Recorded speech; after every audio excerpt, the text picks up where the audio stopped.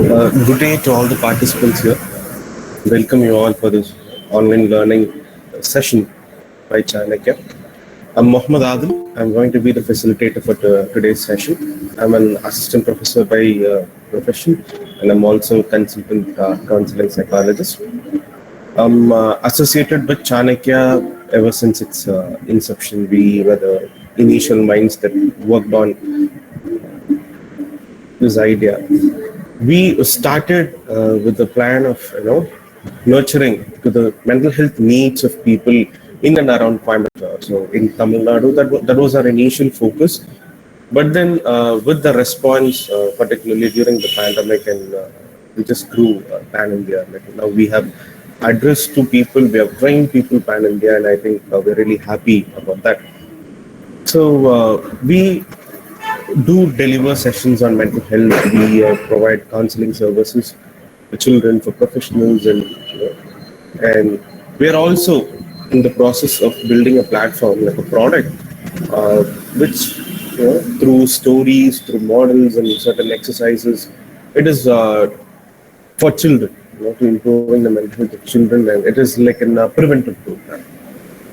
A lot of damage could be saved if we start early. So we thought we'll start from children, and we are giving a preventive model based on that.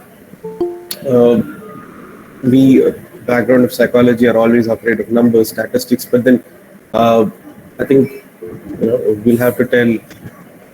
We have conducted more than 60 plus workshops in the past year, and in different fields for sure, like in counseling psychology, clinical, and then industrial psychology. We have had programs on sports or psychology aspect, and various other workshops just on art therapy, CBT, anything of interest to the mental health fraternity, like psychology population, and a lot of responses, like more than 300 students are attending our internship program and are certified as well for our internships. So I think without further delay, let us push.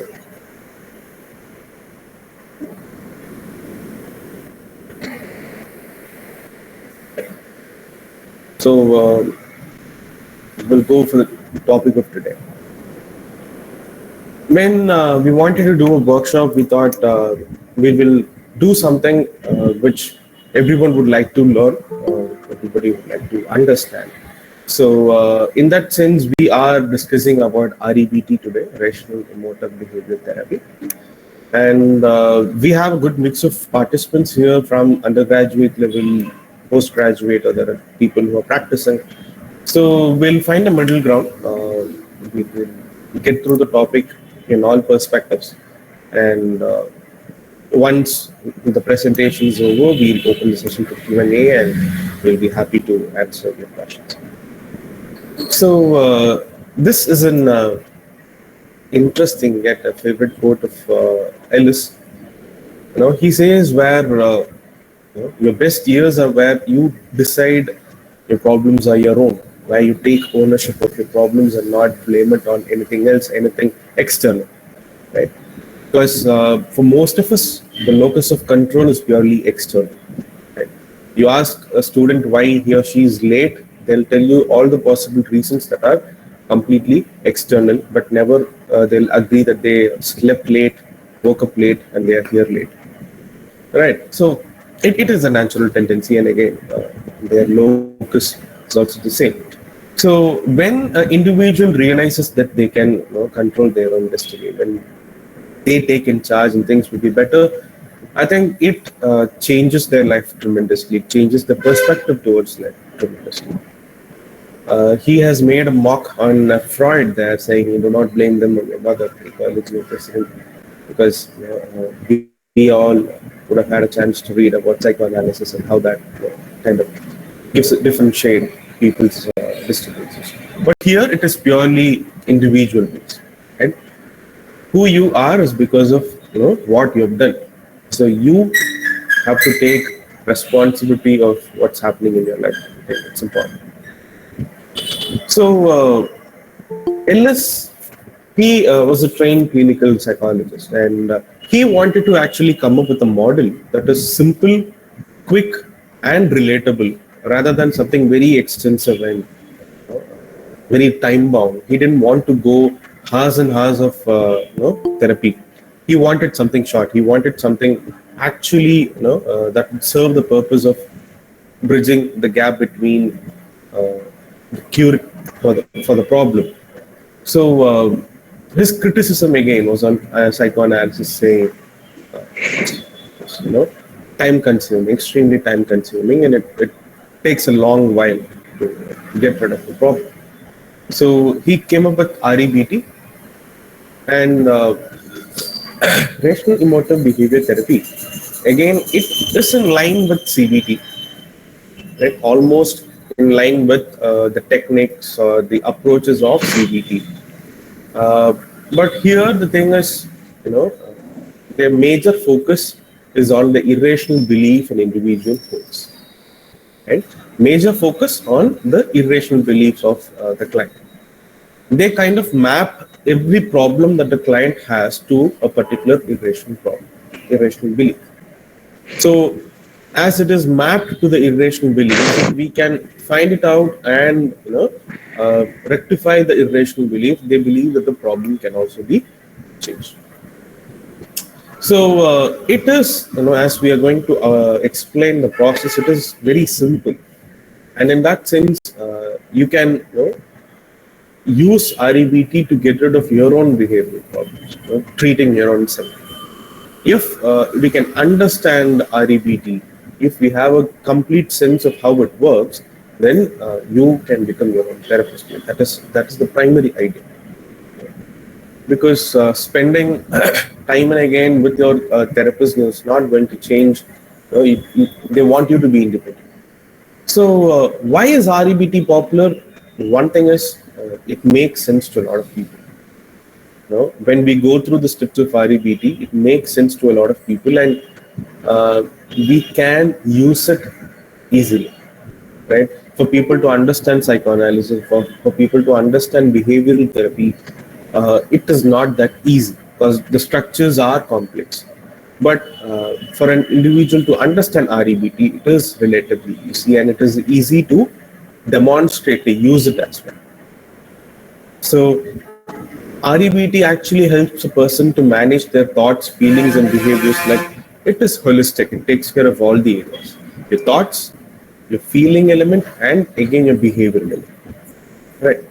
So the very basic of REBT is that our attitudes, our belief, the way you think about the world, the way you think about what is happening, the way you think about any particular incident, your perspective towards a particular event, and the kind of meanings you attach to them, right? In the whole sense, your thought process about a particular situation directly affects your feelings and behavior.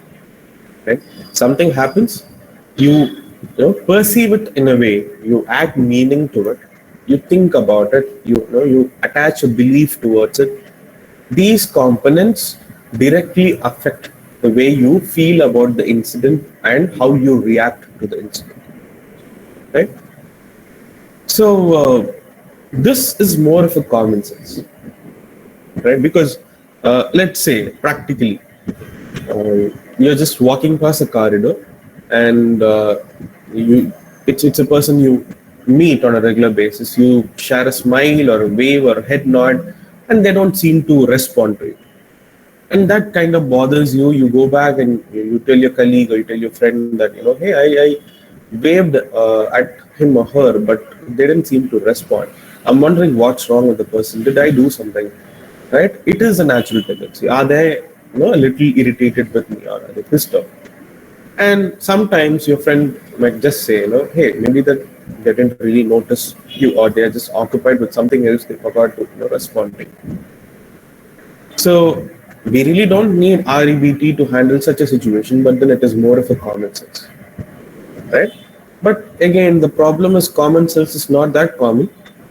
We all agree. So sometimes it is normal for people to perceive things in a completely different sense. and they might need some support back then, right? So it is very user friendly than other therapies. So the thing here is it talks a lot about free will. In psychology, when we discuss theories or therapies, we have a debate over free will or determinism. Right? Free will or determinism. Is it all predetermined, or we have the capacity to change things in our life? Here, REBT talks more about free will, right? Even though people are shaped, people are determined by their genetic components, by the way they're brought up, upbringing, and their family and background, or their social, economic status. There are a lot of areas that have an impact on an individual, but despite of all these factors, they can still change, right?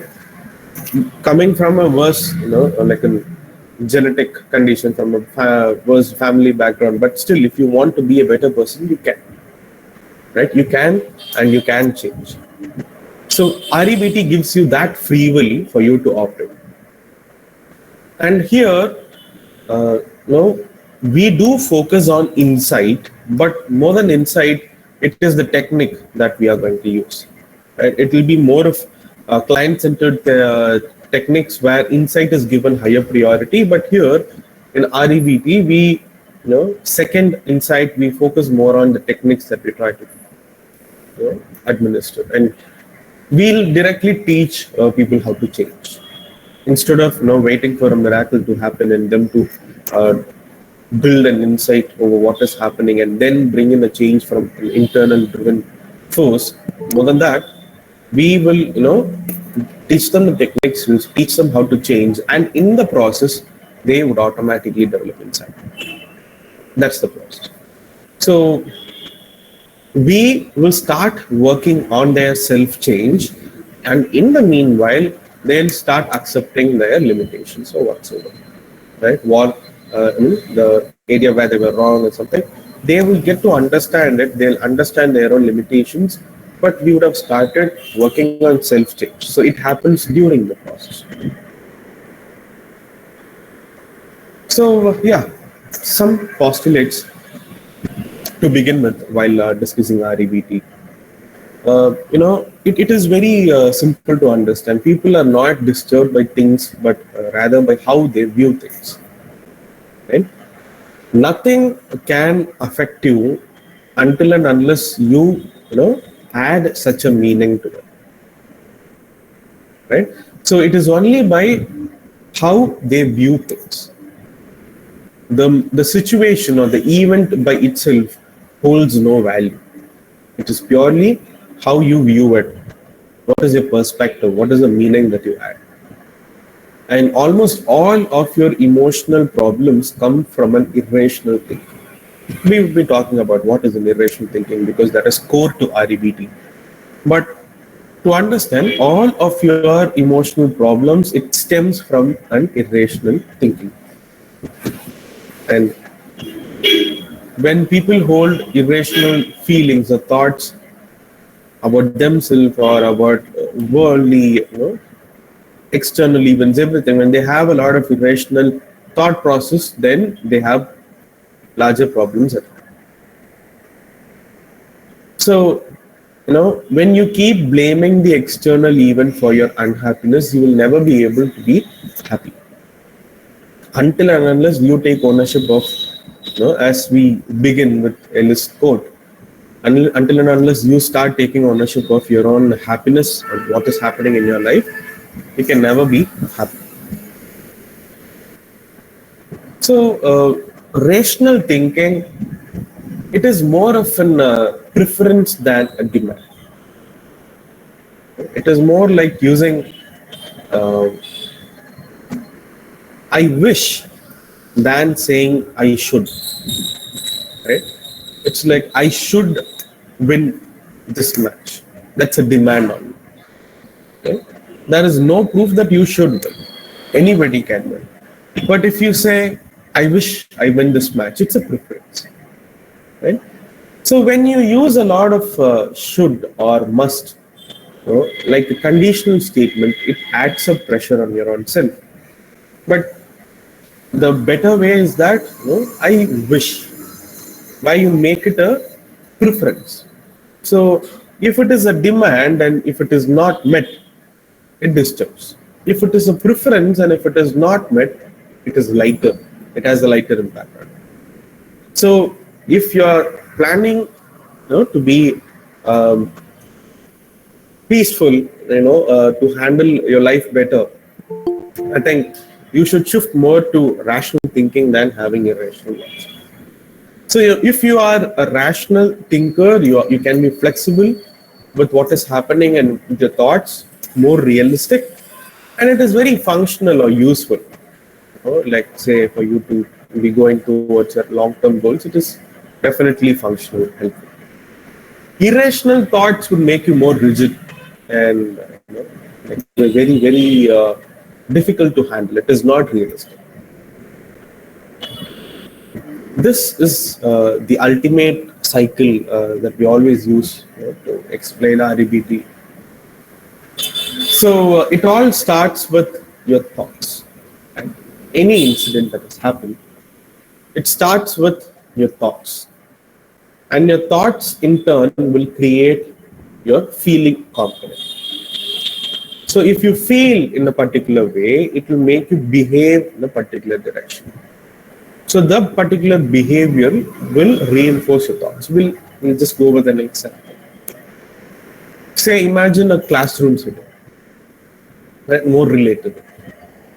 Um, One day, your teacher, your faculty just blasted at you, right? Like they were very harsh, they were very rude, or say they kind of blasted at you in your class, and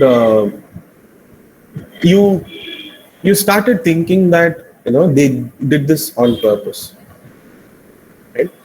They don't like you, and that is why they did this to you, or they are avoiding you. They're discriminating.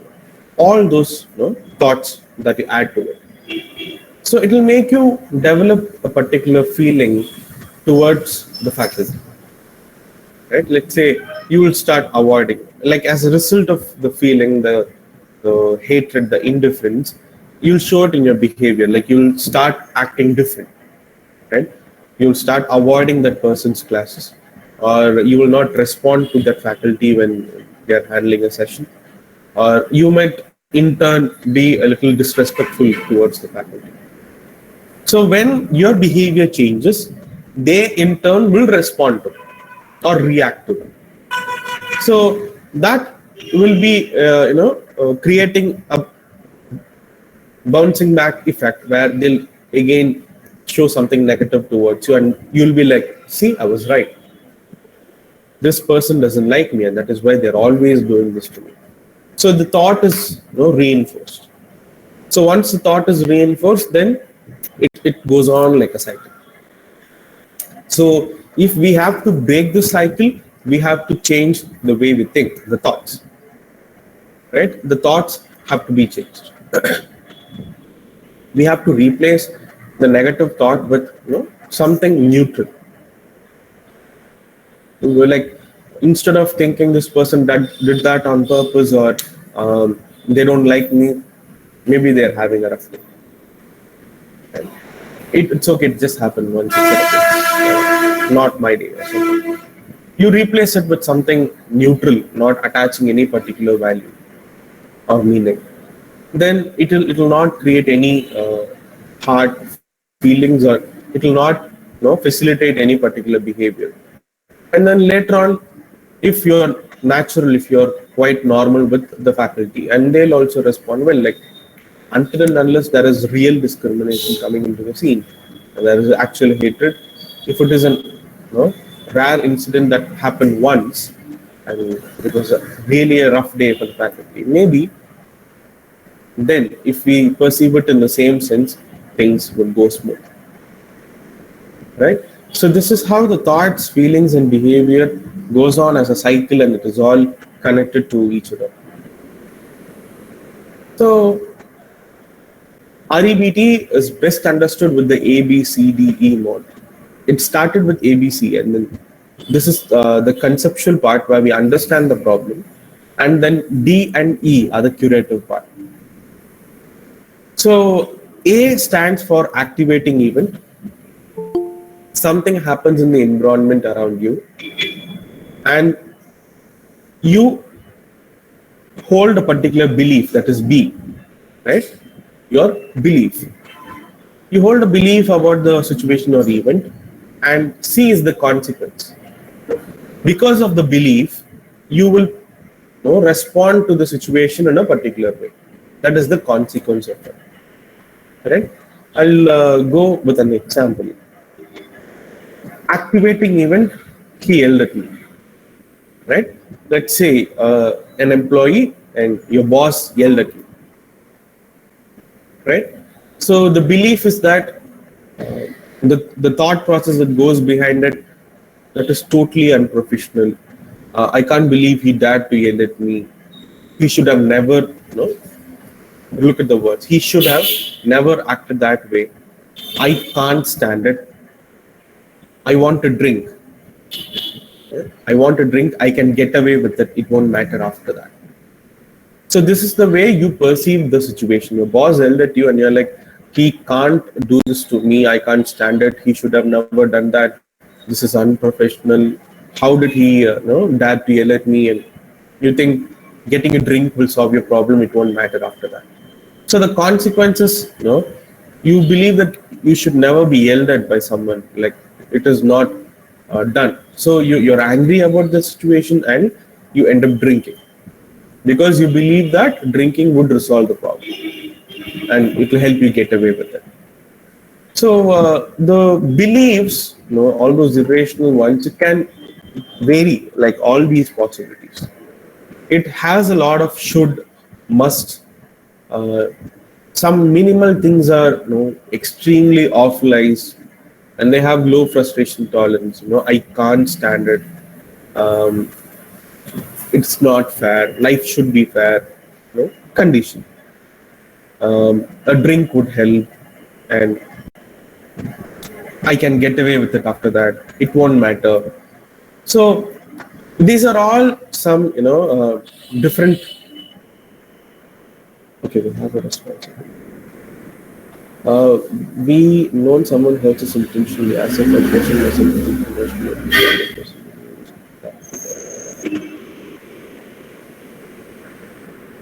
See, if it is happening intentionally, then it is completely on their end. We can't really go about having a rational perspective towards it. But then your response towards it can change the situation for you. Like if they are doing it purposefully, like as you say, intentionally, they are doing some damage to you. Instead of crying over it, instead of worrying about it or going back to fight or developing an argument, you can choose to stay away from that person or handle that person differently. So the rational part comes up here in the response to the problem. That is the best way that we can understand the situation. We can't think rationally about it, saying it's just one time or they are not doing it intentionally, when we know it is intentional. I hope I given some clarity there.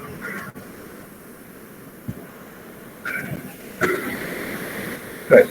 So the curative part again comes here. The ani, like we understand something happens, you view it in a negative way, the perspective towards it, and then comes the consequence. You behave in a particular way, your emotional response to it, something like anger or you are down, like say you're crying, any emotional response for that matter. So the curative part comes here saying, the D and E. D is dispute, right? Where this is the role of the therapist here. Right? We will dispute their irrational beliefs, right? We have to challenge, question their irrational beliefs, right? So from the statement, we can understand various parts. From their narrative, we can understand various parts where they are having a lot of irrational thought, and we have to go about challenging them. So where is the evidence that no one should ever yell at you? Your boss yelled at you, and you are reacting in such a way. Where is the evidence that nobody should yell at you? And where is it written that the boss must always behave professionally? Because you said this is completely unprofessional. Where is it written that he or she has to be professional today? And why are you making it sound so awful? Why isn't it just an hassle of everyday life and not a horror? Right? Because they are offalizing the entire event. We have to question why is it so awful and not just a hassle, right? And you said after a drink it won't matter. Where is the evidence that it won't matter? Right? So we throw questions at them, challenging their irrational beliefs. So it is very normal for them to come up with counters. Like they'll say, no, this, and this. Again, that will be irrational, right? That will be again irrational, and we can go about continuing to dispute those irrational thoughts until they come to a point where they understand there is no logic behind the way they think. Right? There is no logic behind the way they think. It is purely irrational, without any proof or without any logic. And E is the part where we replace the consequences or the irrational ones with more effective thoughts, feelings, and behaviors. Right? We are replacing it with much more effective ones. Like, you may not like when your boss is yelling at you, but you can stand it. It is never like you can't stand being yelled at. That is not true. Right? You can stand it, but you may not like it. Right? And because you really do not like people yelling at you, you will talk to them later when they calm down. Right? If they are angry and they're yelling at you, instead of responding then and there, give them some space, let them settle down, and then go talk to him or her. Right? But we again have to remember, you don't always get what you want. Right? So shouldn't be very determined about the way you want to be handled. I wish they don't yell at me. Right?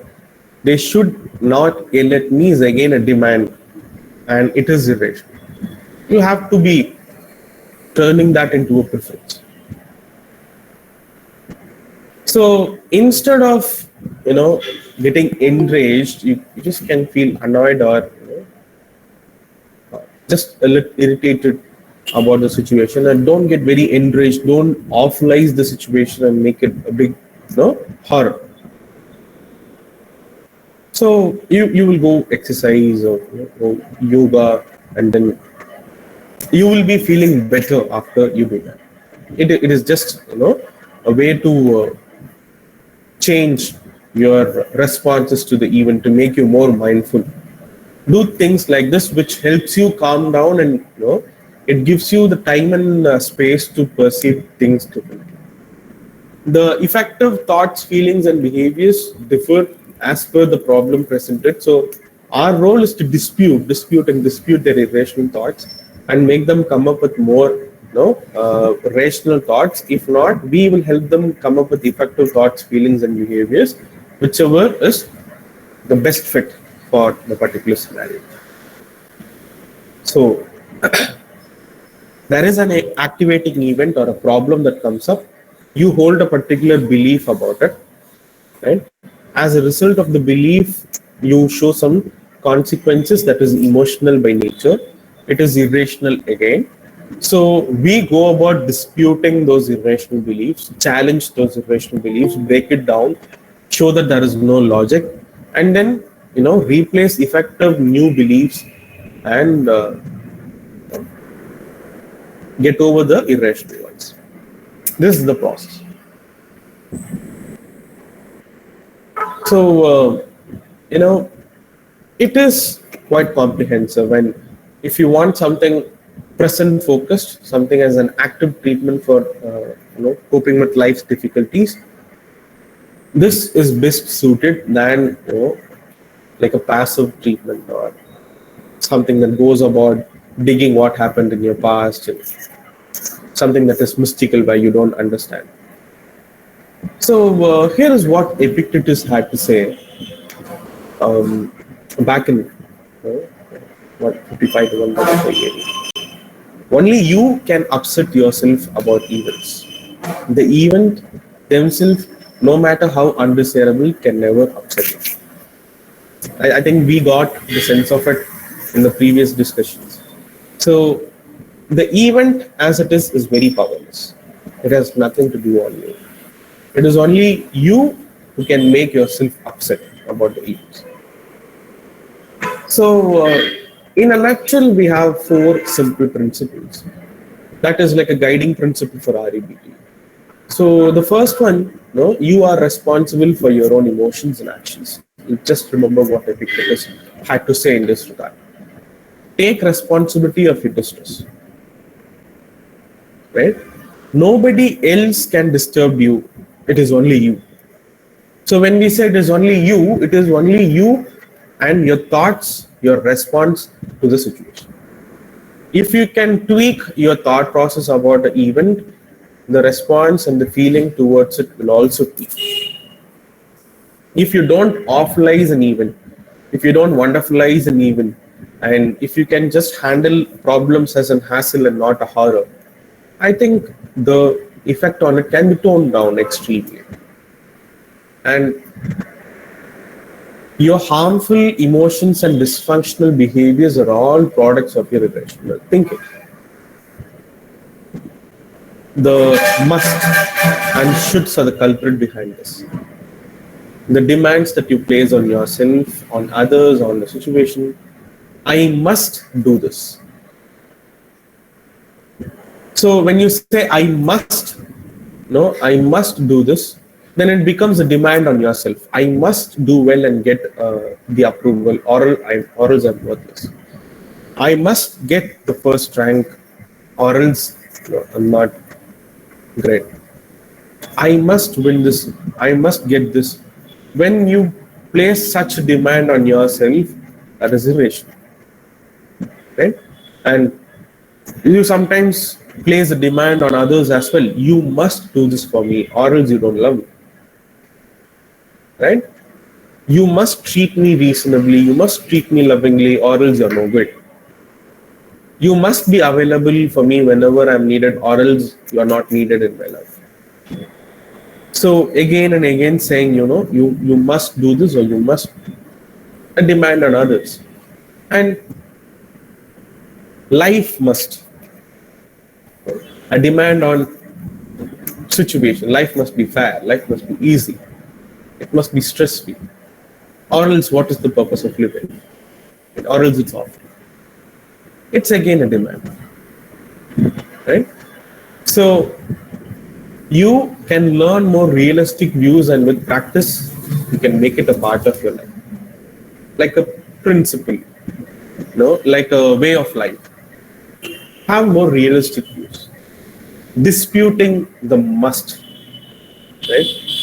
Continuously disputing your musts. So if you tightly hold on to all the must in your life, then you'll be continue to be disturbed forever. Whenever you do not meet a must, whenever you do not reach up to a should that you have placed on yourself or others or of the world, it will disturb you. Right? So it will keep disturbing you. Instead, turn it to be a preference. I wish you are available whenever I'm looking for you. I wish I get to that height. I wish life was easy. I wish life is little stress-free. So when it is a preference, if it is attained, you're happy. If not, again, you're okay with it because it was only a preference. And the impact or the negative impact that it might bring in is comparatively very low to a demand or a must. So if you don't develop a reality-based perspective, you will have a better experience. You will have a better acceptance of yourself, and you'll also have greater satisfaction in life. Atul, yes.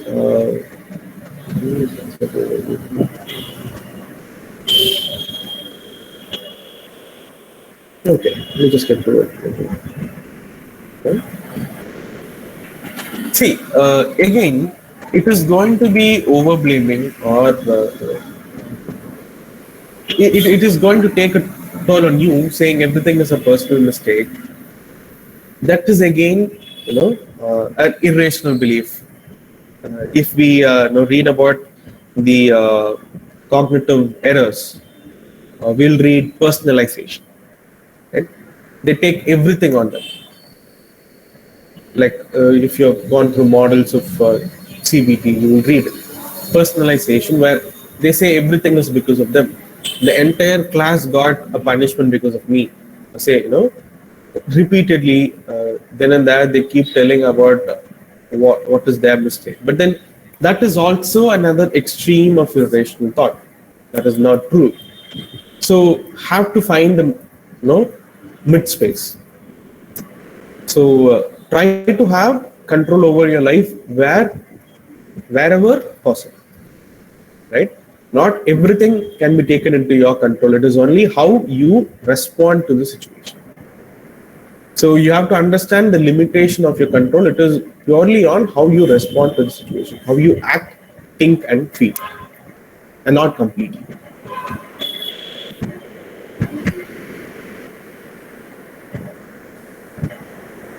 Yeah. So here in the fourth principle, when we have a more reality-based principle, these statements are much better and makes a lot of sense.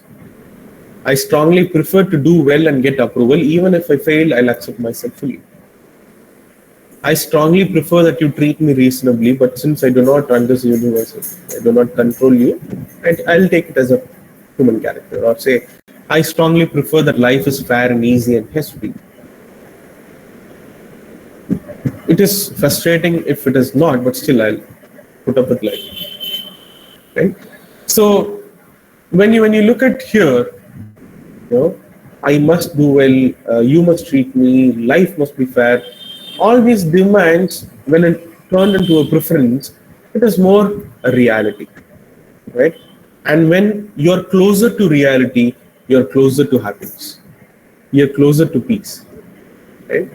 Whenever you run away from reality, whenever you're far apart from reality, that is when problems are. Right? So, if you're someone as an individual who believes that you can take control of your life, and you don't want to be dependent on your therapist for years, like repeatedly visiting them. Instead, you want to equip yourself, and be better as handle your own self.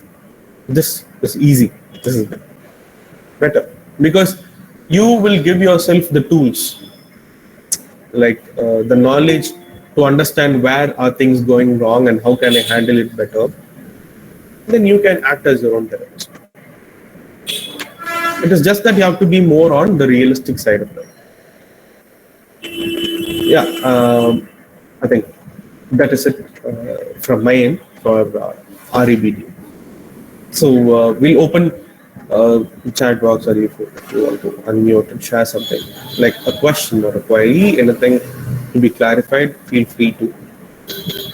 We can have a discussion. Okay, I would like to ask a question. This is going to be a little longer. Okay, there are like certain disorders that require REBT. Like I am excluding, like we know many neurodevelopmental or like such kind of things, mood disorders, anxiety disorders. No, it does not deserve REBT. But specifically, we can just go for personality disorders like NPD, like narcissistic personality disorder, which, as you said, na, like they dwell in their own thoughts, own beliefs, and they tend to hurt people, and like antisocial personality disorders and others. Okay, and my question is like I'm just splitting it into two. What are the other personality kind of disorders or like issues which specifically require this REBT, and for them now how methodically it is being like it can be executed for such kind of particular disorders, I'm asking. All right. So, let's say in terms of personality disorders, or where you can effectively use REBT. In short, REBT is more accurate, more functional for people who have minor adjustmental problems towards life. So instead of going deeper into diagnosis of such problems, I would say people who come to counseling, let's say people who have minor adjustmental problems in life, for them REBT works great. And even you can dispute the beliefs of someone who say has borderline personality. We would go with DBT or ACT with by borderline, but then we can also use bits and pieces of REBT with them that will actually work. And as I said, for people with minor adjustmental problems in life, and where you see it is their perspective in most places that is disturbing their peace, we can very well administer REBT for them. And can you please repeat the second part of your question, ma'am? That is fine. Yeah, okay. The second part was like how methodically it is being like executed. Like a psychologist, like during a session, they are like posting repeated questions. Or like I'm asking how methodically it is like executed with what kind of steps. I'm asking.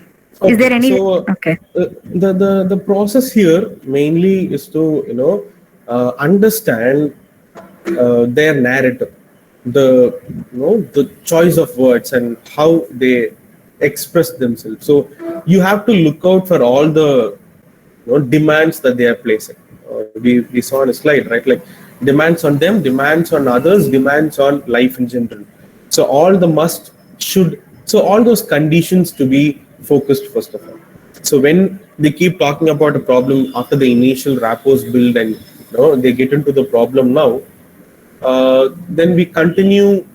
They continue explaining the situation. We have to map down all those demands that they place on them, others, and the problem. And once they are done explaining, we can slowly go about questioning, disputing their irrational beliefs. From their narrative, from all the demands that they're placing, we can see their irrational thoughts. So after we note it down, we can go about disputing them one after the other. That is simple methodology or the process that we go about while using REBT. Okay, thank you. I'm having another question, which is like how REBT would trigger their alternative relational personality, because I'm telling it from my own experience, which I have shadowed, which is like I have seen a psychologist who have been treating a like for which I mean, you said na like more for like minor adjustment problems, that patient used to have that, and when the psychologist was like applying this REBT technique over her, she tend to she was about to violate all her things, like all her theories, like what, like all ma'am's rational kind of things, which she wanted to initiate in her mind. So what are the like other possible approaches? Because if the patient is like so violating us, we can just at least calm down, or like we can just postpone the session or something like that. If they are like completely going with our beliefs also, or like our therapy, so what are the other possible approaches? I'm asking. In the modern days, I think people, and I also personally, we go for more with mindfulness based stress reduction, MBSR. Because mindfulness might sound as a very simple technique wherein you just have to be stay attuned with the present moment. You have to live in the present moment within the window of consciousness. But once you believe that mindfulness works like magic, and when you really understand the essence of mindfulness, you can very well use it in your therapeutic practice. So if you're mindful, you have a clear idea about where your thought process is directing you to. How are you reacting in a particular way? Is it a better stance that you can have over the situation? So particularly the wise mind practice of mindfulness, it helps people. So sometimes they go blindly behind the logical mind, or sometimes behind emotional mind. So finding a balance between these two and having a stance of wise mind really helps, right? So So that is better. Having a wise mind practice through techniques of mindfulness will go really hand in hand with REBT if you want to club these two. Okay, thank you. Okay, so we have a repeated question here saying what is the difference between CBT and REBT? Say CBT is the bigger umbrella part, like where we cover both cognitive elements and behavioral elements. Because cognitive, the thought process of it, behavioral, the way we react and respond, we club both of it. We club both of it, and we kind of go on a collaborative effort towards it. So the umbrella area is CBT, where a part of the theme, a part of the sense is used in REBT. Right? We here simply focus on the irrational beliefs, dispute it, and get done with the situation. But CBT is more extensive.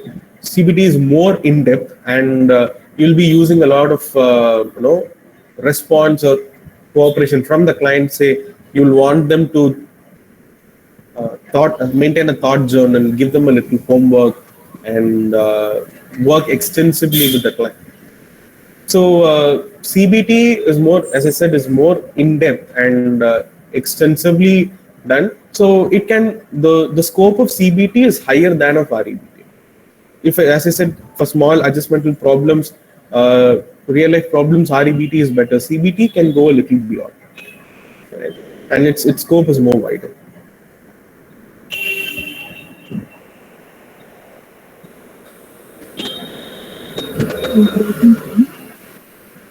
I have a question. Yes. For example, we have masturbation questions like what you ask, is it supposed to be like that? It's like a conditional statement. That is what is masturbation, as you said in the workshop. So, like this, we have a series of questions in REBT, right? So, is there any limitations or any stipulated questions that are entitled to REBT? No, not really, not really. Like the focus here is on the irrational beliefs of the client. So you can be creative. I think the individual therapist element comes in there for us to understand where all the client is being irrational, and you can go about disputing them however way possible. Only thing is we have to be a little mindful that we shouldn't turn the client more defensive, because with the frame of questions, it shouldn't be more of a direct attack on them and make them feel very defensive and get on the back seat. So then the therapeutic process will have a lot of resistance. So it has to be a mild confrontation and not more of a harsh questioning session for them. So Apart from, REBT works on all cultural aspects also. yes, So yes, yes. I've heard that some disadvantages in that category. Sorry. Is that so? In culture, it doesn't work well with all cultural aspects. That's what I've read so far. So So that's a limitation. Yes. kind of in the sense like where the cultures where feedbacks are not that welcome, or say Yeah.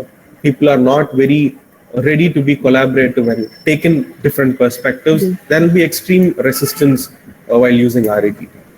So more of a suggestible population, REBT works better because it lowers the defenses there, and it is easy to get into the client and help them. Okay. So in India, how popular is REBT?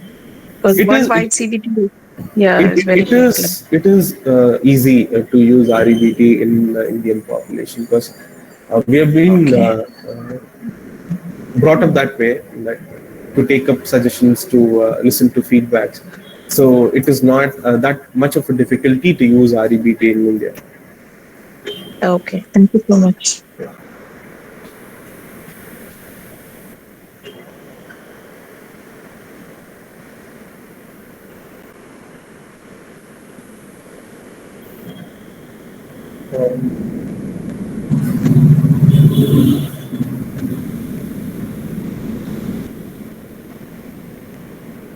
One Any more other? thing is Yes. I have is that the disputing techniques.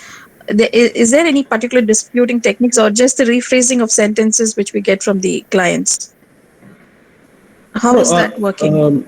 it is not reframing. Rather, as I said, the irrational part of it, we have to map it down, like note it down, and with those irrational beliefs, like underlying irrational beliefs, we can understand why the client is having such a problem. So that is the major focus for us. And if you're able to clearly tap on those irrational beliefs, that would be fine. So dispute is only the irrational beliefs that they have. Okay, so how many sessions max is for REBT typically?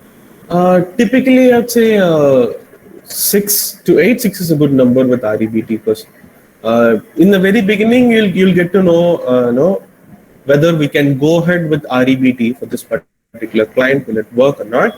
So as we understand that we can go ahead with REBT for this particular client, when they are cooperative in that sense, we can go ahead and 6 sessions with them would be good. Like we can completely make them independent, say, handle themselves better. Okay, so with respect to school counseling, how far you think that those children will be able to cooperate with the counselor and when Uh, applied with IDT? Because they adolescents themselves are not so confident with their thoughts, right? So it's hard for them. adolescents would understand it a little better than younger students, because for them to understand that their thought is rational and irrational, the two different sides Yeah. of it, it is difficult. And you have to tone it down much lower, and only then they'll be getting a sense of what is irrational and rational. So if you want to use, then it will be more of a directive approach, like where you're saying them, Mm. this is not right, this is not right. They'll not understand why it is not right. Yeah, So you're right. with adolescents, they might. With developing Okay. prefrontal context, they might be able to understand. Okay, this is why it doesn't make sense. Okay. Okay, sir. Thank you so much. Right?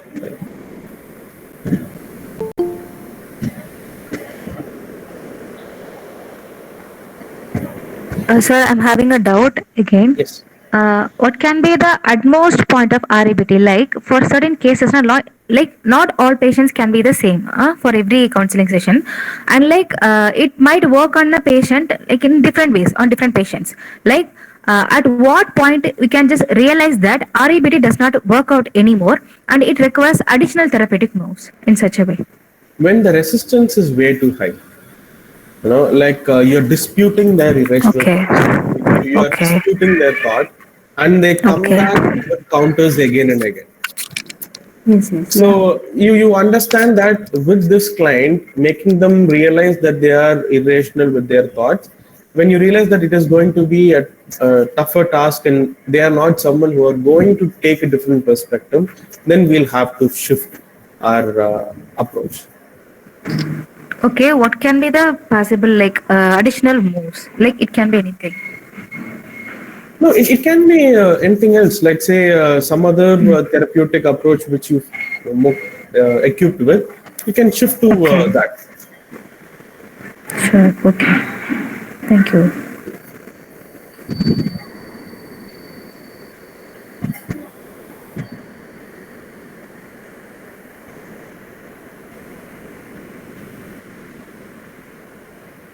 All right. So yeah, we're done with questions. I'll just let you guys know that we from Chanakya are hosting a counseling psychology internship program for the month of June. So it starts from 1st June. It is a month-long program, and I'll be the facilitator for the program as well. So if you're interested, feel free to contact us. We would be happy to have you in the sessions. So it is from 8 to 9 in the evening, online sessions, purely activity based because we believe in experiential learning. And we do have group offers as well. Like if you want to join as a group of students or friends, We'll support you with that as well. So, any queries or doubts, you can feel free to contact us, group, or say with a particular number, and happy to be helpful. Um, oh, sorry. Regarding this internship program, sir, is it regarding all therapies will be taught, or you're going to take up teaching counseling as such, like how to break the Um, barriers of. So it is going to be holistic. Like say, you'll be introduced to the concept of counseling, different areas. We'll be covering how to handle problems in the workplace, in the family and marital area, and say with adolescents how to handle them, and also bits and pieces of different therapeutic approaches. Like we'll have sessions on SFBT, on CBT as well. So everything, both techniques and other areas. Okay, okay, sir. Thank you. Atulya, to clarify, whenever someone has an adjustmental problem with the environment, and the adjustmental problem is purely stemming from an irrational belief that they hold, that would be the ideal scenario where you go about with REBT. So to just give you a perspective, there was this client who was extremely showing aggressive behaviors like mood fluctuations, and they react immediately whenever someone questions them about what are you doing in life currently. Are you working? What is the status? Because the person's history also has a part to it, and also their belief was that they are putting him down, they are mocking him, they want to know what he's doing right now because they want to make fun out of it, or pass a comment on it. That was his belief, because he had such a rough experience, and he was around 28, 29, and he was still doing short term jobs. Like he'd get into a program for 6 months, and then there'll be a break time, then again another program like bonds. It was such an occupation. So it was not permanent as such. So he couldn't say he holds such a designation. And he said whenever people ask him such questions, while knowing that he has such a pattern, it triggers him, and then he reacts in such a way. So when activating event is whenever someone questions him about his future plans or current occupational status, he reacts to it. So the belief is that they are mocking him, they are playing with his feelings, they are putting him down, and then the consequence reaction, emotional reaction, aggression, and mood fluctuations. So we disputed it, saying how it could be different. Say they are genuinely interested to know what you're doing right now, or they might help you get into a better position or connect you with someone in the same field. Maybe it is out of concern that they are posting those questions, and it is not to make you feel low or put you down. And that went about, let's say, 2 sessions in disputing the way they think, and we replaced it with more effective ways to look at the situation. And slowly we were able to cut down the aggression and mood swings of that particular person more effective. So this is how it goes about, to give you a perspective.